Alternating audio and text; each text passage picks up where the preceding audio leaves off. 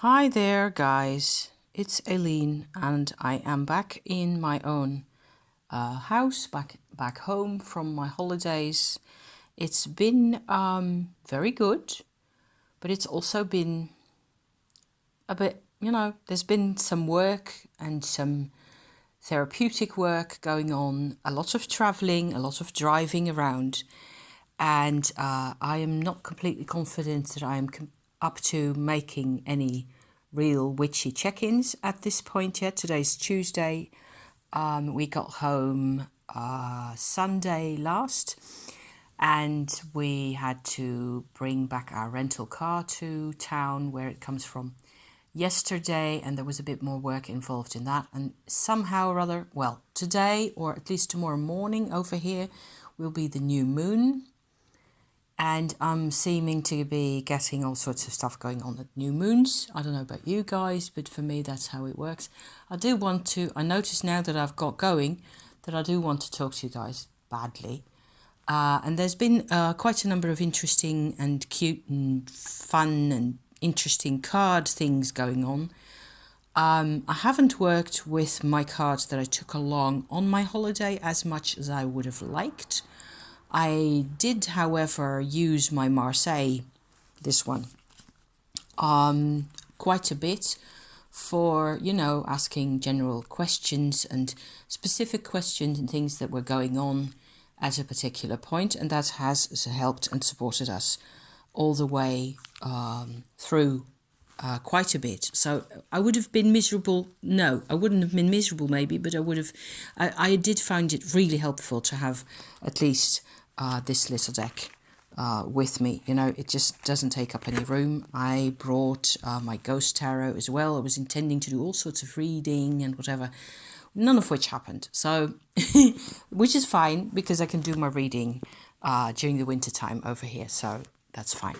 I just have to reconnect. I find out I have to reconnect to my house and my place, and they're working on the roof of the house at the moment. So this is also a little window of opportunity that I've got at the moment where they're not actually clanging and banging over there. So here goes.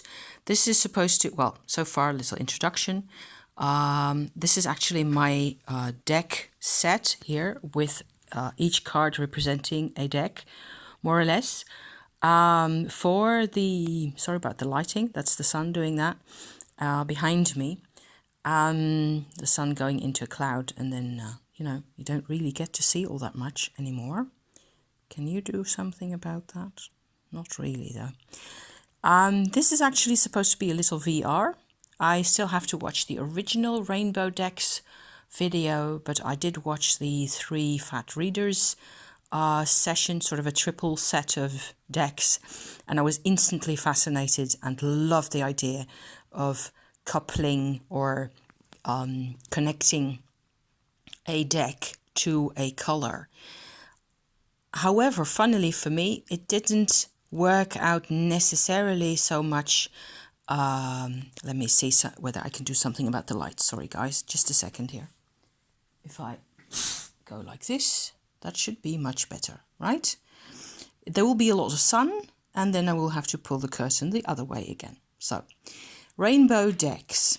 For me, it isn't about the colors or the color palette of the actual deck itself necessarily that much. To me, for some reason or other, I find there is more of indeed a chakra connection. That's something that's mentioned in the 3 Fat Readers session. Also, just in passing, for me, it has to do with how it feels. And for the type of reading that I use these for, I do not read cards professionally for people for money, ever. Because I'm still fairly new to this game, I think, and I just wouldn't be comfortable, going into people. Well, there's no reasons for that. But I love this. It's all of this stuff is really good, and I sometimes pull a card or two for people if there's a moment where that can actually happen. So other than that, I use this stuff in my house for myself, for my husband, and for a friend on and off, once in a while. And I talk about tarot a lot to people if ever, I get the chance, because, why not? So I took out, what I did is I actually picked I picked cards. I picked one card from each deck to represent sort of the color, or also to have an exchange of information with the deck in question about the color question, so to speak. At first I even thought it was going to be a tag about multicultural issues or something of the sort, which may even still be relevant to this whole thing. So I am not going to go into that necessarily unless I find that I have to, okay? Because there's multicultural stuff going on here on the table as it is. I found it most easy to pick my Mary Packard Visconti Sforza for the yellow vibration, if you like.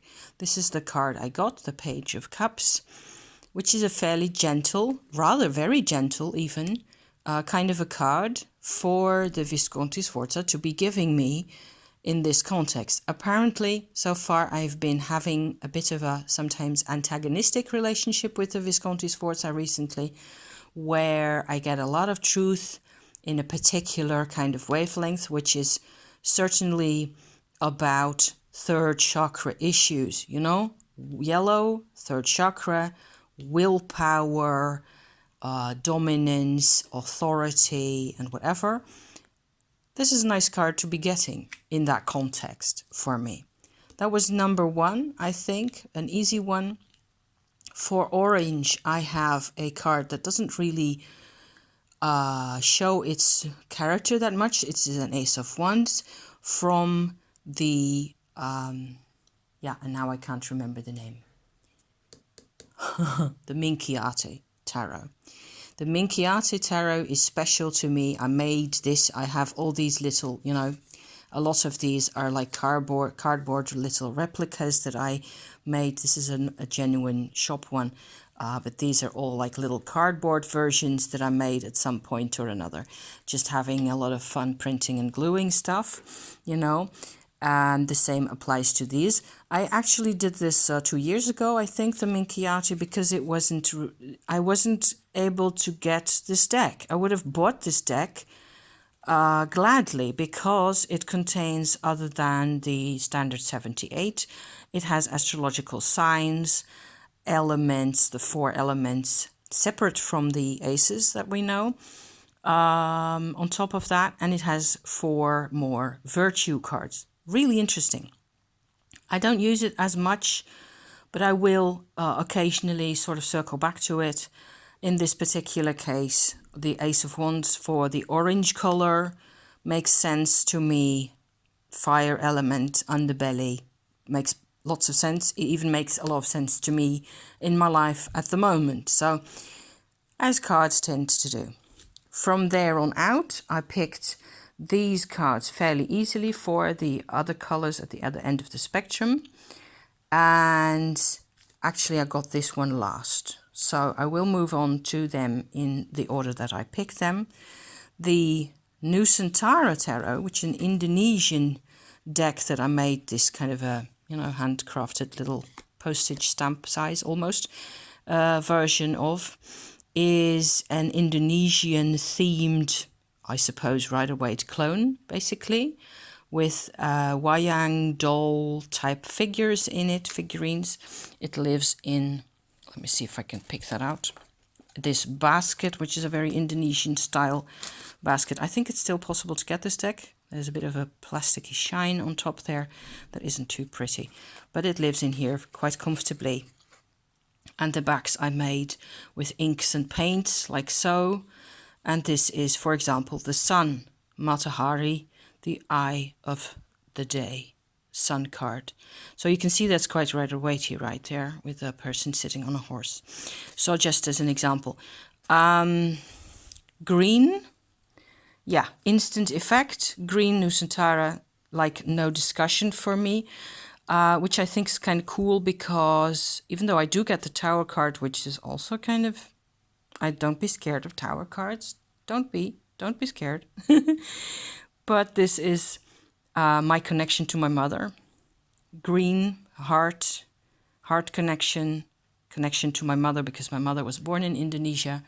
She passed away 25 years ago or more. Oh, I don't know how much it is by now. And she was born there, and she had, for many reasons, I think she had much more nostalgia for Indonesia. Being a Dutch girl, she did not have Indonesian real blood in her veins, so to speak. She was a colonial girl. And here I get the Queen of Cups from the same deck, so you get a bit of an idea what the deck looks like. So it's significant, and my relationship with my mother, or my sort of an exchange with my mother that I've had and that I sometimes still have, in terms of what I learned from her and what I didn't learn from her, I think, definitely has Tower traits to it. And I suppose you could say it explains the Seven of Cups on this side, which would be the blue card. And it's not even necessarily for the very obvious blue Marseille color out here that I pick this deck. I have used this deck a lot in the past, actually ever since I got it. I use it most of all. I take it along wherever I go because I find it to be cool and sort of neutral. And then, of course, I get a Seven of Cups, which is like in a standard, in a Rider-Waite type interpretation, you would think of this as all the ideas that you're having that may not necessarily be taking you anywhere in practical terms. It would have been very different if I got a Seven of Swords or a Seven of Pentacles here. But it's a Seven of Cups. It's actually, each card is kind of, the whole thing is actually kind of like a spread in a way, like a chakra spread, one card for each chakra. Kind of neat. Anyway, blue color, Marseille, like the most easily accessible set of cards without too much psychology going on, too much turmoil, not digging too deep, not too much shadow, fairly manageable, and still, you can still get on with your day kind of thing. But there's a Seven of Cups. So, yeah. For the purple color, I instantly picked this one. And it is actually a bit hard to make out because I had to, go through the deck again because I haven't handled this for a bit. It's also a little cardboard version of a Kazanlar tarot, which is a really special deck that sometimes crops up on, is it eBay or one of those sites? Actually, the German Amazon tends to have a copy of these occasionally. And they cost about 150 euros absolute minimum, which I wasn't going to spend on a deck ever. And just to show you a couple others, here is the Ace of Wands, which has an Indian theme, and the Ace of Cups, which has an Hungarian folk theme. Kazanlar was the artist who drew and painted these. In the original, they have much more detail than you see here because I had to, print them out and things. But for comparison's sake, here's the tower that he made. He also used Hebrew letters, Kabbalah references, and all that type of stuff. So I really enjoyed making these. I have worked with them for a couple of months, I think, on and off. And then I sort of put it aside because, competition with other decks. And I found it okay to be taking it out again. And it's definitely more of the purple-ish end of the spectrum for me. The Kazanlar would be a very dreamy type, earthy, past lives, and all that kind of thing. Mystical, past lives, spiritual type of a multicultural approach. There's that word again. So, more or less the content that I associate with each. This one's more difficult you know, to deal with than this one, although I learned a whole lot of things about this part of the world from my mother. So, and on the other hand, there's all this stuff which has much more to do with me, myself, and how I do things today. So, yeah. So all that was easy. For the red, I actually had to think for a bit, and then I was looking at the other decks I got, and of course, out comes the Marielle. This is also a little version that I made on purpose with little black cardboard decks like so, to accompany my Ghost Tarot, which is also out here. This is actually a 5 of Pentacles. I hope you can see that. Maybe if I hold it like this, that it will focus on the 5 of Pentacles, the Ghost Tarot. It looks like 6 people, but it's actually really a 5 of Pentacles. Also a mini version. I use the Ghost Tarot quite a lot as a darker card meaning, sort of a channel. Recently, over the past couple of months, found that particularly helpful for myself to, you know, give me other dimensions in how things may be affected beneath the surface by things that maybe used to happen to me or whatever else. Darker meanings, useful darker intel about darker influences. And then this goes together quite well, of course, with the Marielle, because that attributes actual mystical meaning to, or it places the things in a much more sort of structured mystical context. So there's a difference between those two, and I haven't even really used them together, but what I will do is actually do my little spread thing in the Marseille, and then pick out the Ghost Tarot cards that are the same. So the 7 of Cups for this one, or whichever one it is that I have in my spread, I will pick out the Ghost Tarot cards that are the same and see what I get from there. And I will get something else yet again from the Marseille in the same, not the Marseille, from the Marielle in the same approach. So those live together. The Marielle, I was actually one of the first decks that I got to work with in a lot of detail. And I suppose it's not really your beginner's deck at all. It is immensely emotional. It is also immensely accepting. And that I have found to be so incredibly supportive. It's what actually sort of hauled me over into the tarot world, if you like. It's been massively helpful for both of us. The larger, regular first edition Marielle version that I have in the house here somewhere close by. That would definitely be my red, even though this card actually does have red in it. That's more or less a bit of an accident. I look at the base chakra red color. Will you ever focus? As being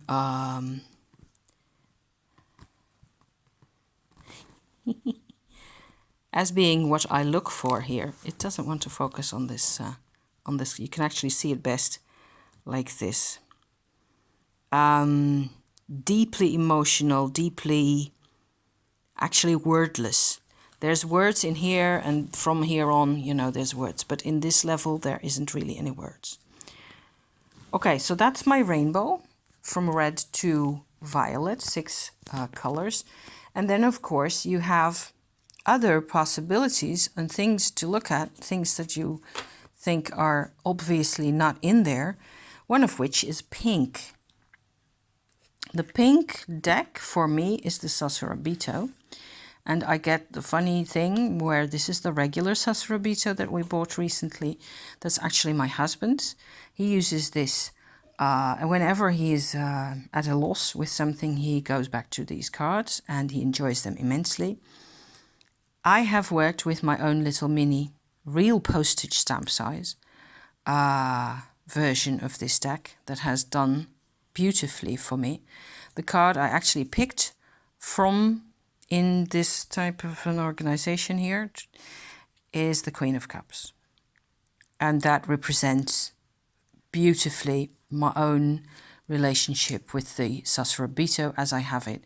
It's also a much more modern. I have a really weird mix here, I think.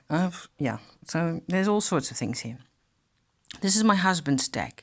So the Five of Swords is rather different, a bit more. He gets this card also on and off. So he's got obviously a very different relationship with the same images of this deck than I have. So that's kind of neat. So because we have two of them, I might have had the Five of Swords in here as well. But no, I get this and he gets that in a way. Okay, so that was pink. Okay, actually, if it's, you might see this as a red card. Why not? I mean, it looks rather red, but there's quite a bit of pink in the deck. So I suppose it's the softness and it's the compassion that deck is about. Much more. It's also compassion in the Marielle. It's very different. It's weird. I don't know how to say this. Anyway, I had to do a black deck, of course, and since the Marielle wasn't going to be black because it was already red to me, the Ghost Tarot comes out for me with the Five of Pentacles for the black side of things. So actually dark meanings, darker sides of your personality, fear and anger and all that type of stuff, reactivity, self-protectiveness. That's what I associated with the Ghost Tarot quite a lot. The darker side of the spectrum. I have two more and then I'm done. Yes, this is actually going to be a serious video. I wanted to do white as well. Basically, what I wanted was to incorporate my silly, gimmicky Lord of the Rings tarot that I've used quite a bit recently. Also in moments where I really didn't know where to go with myself. I got the Knight of Coins, the Knight of Pence, a soldier of Gondor looking at the eastern horizon to see whether the enemy is approaching. It's a very gimmicky deck. And because I know the Lord of the Rings story quite well, just like I suppose half the world population, I have found this particularly useful to work with when I'm in the middle of the night. I can deal with this easily because it's got a couple of levels in it that make it easier to deal. I want the Marielle when I'm awake, and I want all this stuff when I'm properly awake, and available. And actually that one as well. But so I decided that I was going to give this the grey colour. And then I have a white position over here. So these would be shades, right? Black, grey and white. And the grey area then would be what we always call a grey area, right? So it'd be comparable to pink in a way, but there's less emotion in here. And it's more of a matter of what position you're in or what the summary of the situation could be in a way. And then there's this last one, the white position, if you like, which instantly fell to this deck here, which is a cardboard version of what do we know this is called? The wooden, yes, this is the wooden tarot. It's Knight of Plumes, so Knight of Swords. It looks a bit bluer on the screen than it is in real life. This is a bit more on the violet side. I find this, I made this as a, sort of a follow-up printing experiment to all the other ones that I had done. It lives in this very Dutch old school tin that I'm seeing if I can actually open it. Yes, like so. And the deck looks like this. It has different names for the suits, bones, I think are pentacles. I haven't used this all this much, although I love the imagery. And I find this to be really wintry and cool. Stones are crystals, so there will be swords, right? That's the Eight of Swords there. There's hardly any Rider-Waite. Five of Cups, Five of Blooms, kind of Rider-Waite content in here. 2 of bones, 2 of wands. I suppose it's been a while, so I don't use this that much. Like I said, these are the aces, the god of stones, ace of pent. Kind of mystical, but I love the imagery and I love all the anatomical stuff going on and the crystals, and it's somehow very mystical and more distant. And because it's more distant, I needed to obviously get involved with all this other stuff, all these other decks. It's actually almost my complete deck collection out here now as it is. Let me see whether I can find you I was looking for a majors card, but I only get chord cards and minors. And what's this? Another stones card?